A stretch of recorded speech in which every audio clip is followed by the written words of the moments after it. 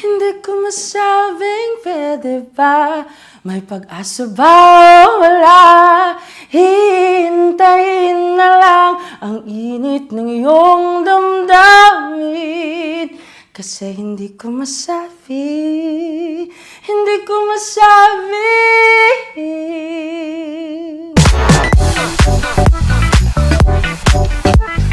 Masaya, syempre sobrang saya kasi mabigyan ng as a transgender woman, nabigyan ako ng chance ulit na makapag-release pa ng another song with GMA Playlist.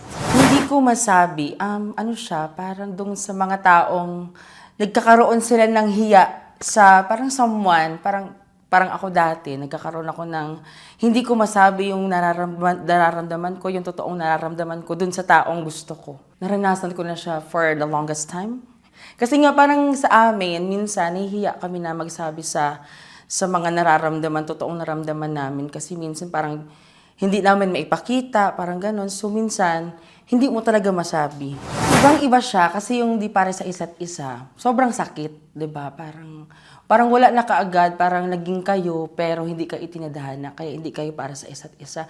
Ito namang hindi ko masabi, parang andun ka na, pero sayang kasi hindi mo nasabi. Sana sinabi mo na lang.